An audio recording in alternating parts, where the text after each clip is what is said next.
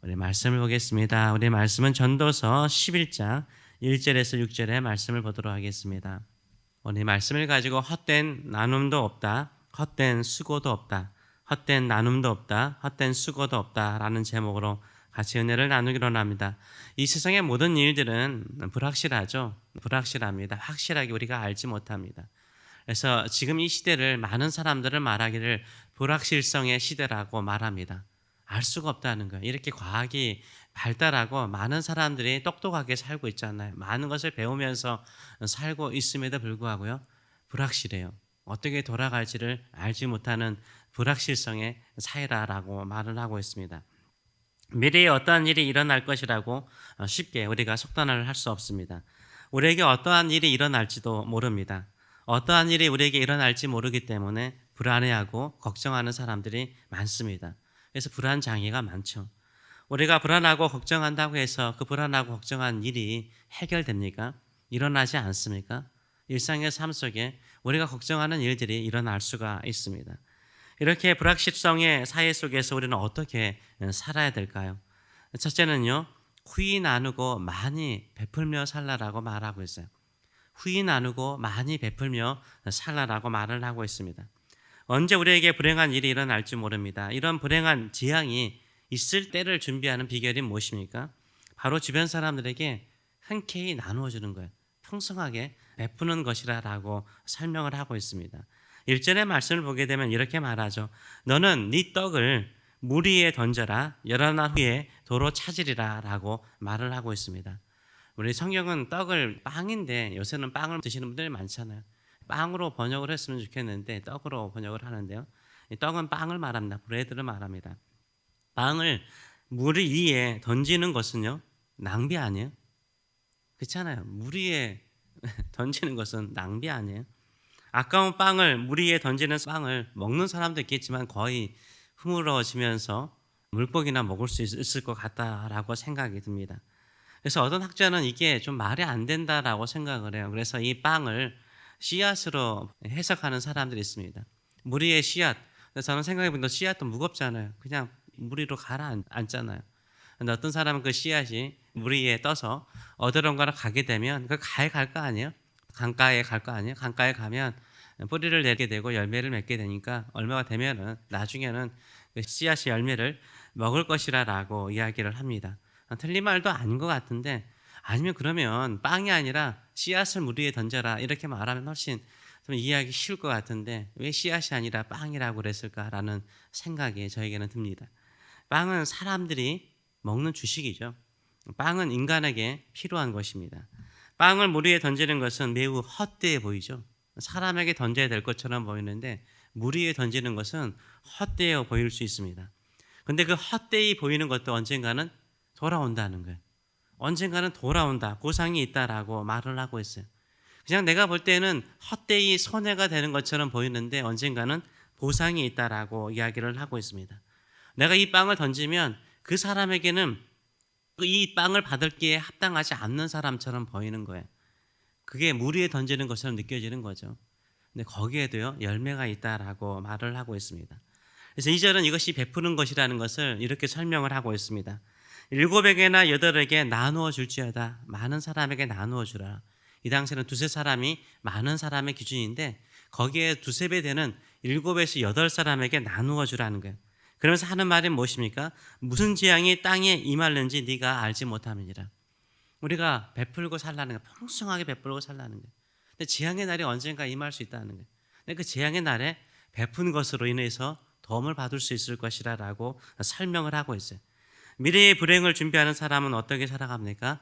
주변의 사람들에게 내가 이 사람에게 나누어진 것이 헛되게 느껴지기도 하고 내가 정말 쓸데없이 베풀어주는 것 아닌가라고 생각하는 사람에게 베풀어줬는데 언젠가는 내가 재앙을 만나거나 어려운 일을 만나거나 힘든 일을 만날 때 돌아올 수 있다는 거예요. 그렇기 때문에 마음껏 베풀라라고 설명을 하고 있습니다. 예수님께서 이것을 강조하셨죠. 누가복음 6장 38절의 말씀을 보게 되면 이렇게 말하죠. 주라. 이게 주는 게 하나님께 드리는 것도 있겠지만 주변 사람들에게 주라는 거죠. 주라. 그러면 너에게 줄 것이니 곧 후히 되어 누르고 흔들어 넘치도록 안겨주리라 라고 말하고 있어요. 이것을 우리가 하나님께만 주로 많이 설교자들은 이야기를 하는데요. 주변 사람들에게 나눠주라는 거예요. 조금이라도 나눠주라는 거예요. 나눠주면 그 사람이 너에게 다시 줄 거라는 거예요. 후이 되어서 넘치도록 안겨주는 그 날도 있을 것이라고 설명을 하고 있습니다. 모래에 던지는 것처럼 헛되이 보이더라도요, 나누어 주세요.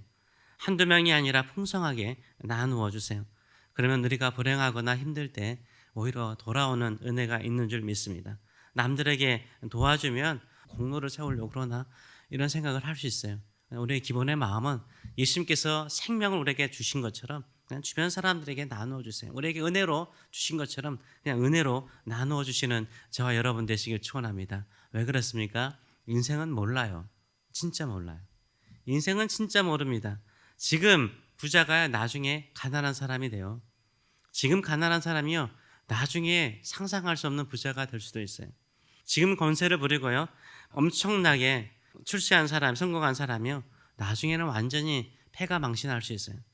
지금 정말로 빌어먹는 사람이요, 나중에 성공해서 출세할 수 있고요, 권세를 부릴 수가 있는 거예요. 이게 인생사잖아요. 우리가 아무도 몰라요. 어떻게 될지 몰라요. 내가 그냥 아이 불쌍해 하고 나눠줬는데 그 사람이 엄청난 큰 부자가 되거나 큰 권세 있는 자리에 있을 수도 있는 거예요.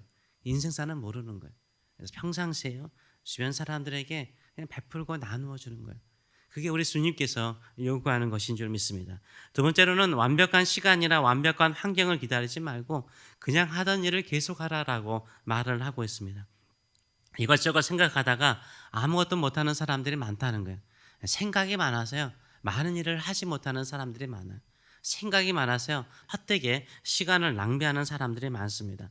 3절과 4절의 말씀을 보게 되면 구름에 비가 가득하면 땅에 쏟아지며 나무가 나무로나 북으로나 쓰러지면 그 쓰러진 곳에 그냥 있으리라.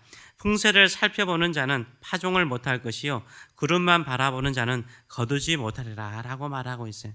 바람이 불까 걱정되어서 씨를 뿌리지를 못하는 거예요. 구름이 와서 비가 쏟아지면 추수하면 그 추수한 것이 물에 젖을까 봐 걱정돼서 추수도 못한다는 거예요. 그래서 이것저것 생각하다가 아무것도 하지 못하는 사람을 말하고 있습니다. 5절에서 6절은 이렇게 말하죠. 바람의 길이 어떠함과 아이벤 자의 태에서 뼈가 어떻게 자라는가 내가 알지 못한 것 같이 만사를 성취하시는 하나님의 일을 네가 알지 못한다라고 말하고 있어요. 우리 모르잖아요. 우리가 믿음으로 기도해도요, 몰라요. 우리의 인생도 모를 뿐만 아니라 우리의 사랑하는 자녀들의 인생도 몰라요. 그러나 하나님은 만사를 성취하세요. 모든 일을 하나님의 뜻대로 이루세요. 하나님은 하나님의 사랑하는 자에게 복을 주시기를 기뻐하세요.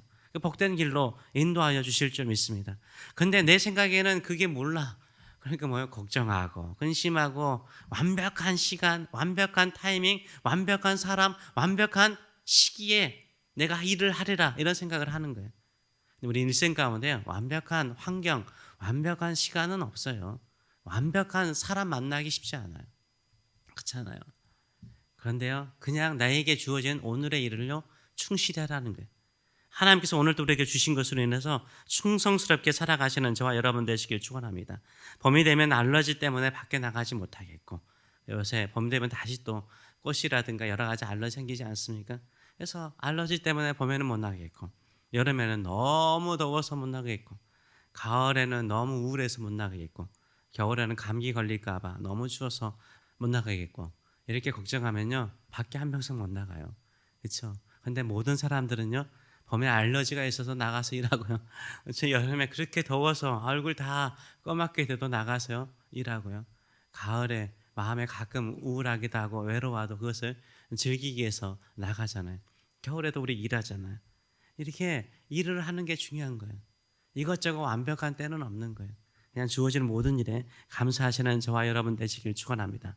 지금 시기가 안 좋다, 지금 상황이 안 좋다, 지금 환경이 안 좋다, 이렇게 저렇게 핑계대면 아무것도 할 수 없다는 거예요. 하나님은 그 일을 성취하시는 하나님이신데 그 하나님의 손길에 주어지기 위해서는 오늘 우리에게 주어지는 모든 일에 성실하게 하시는 저와 여러분 되시길 축원합니다. 날씨가 어떤든 봄이 오면 씨를 뿌리고요, 가을에 열매를 맺었잖아요. 때는 날씨가 어떻든 추수하시는 저와 여러분 되시기를 축원합니다. 하나님이 주시는 복을 누리시고 하나님이 주시는 일터에서 성실하게 살아갈 때 하나님께서 알지 못하는 은혜를 우리에게 베풀어 주실 줄 믿습니다. 아멘. 기도하겠습니다. 살아계신 하나님 아버지의 은혜를 감사드립니다.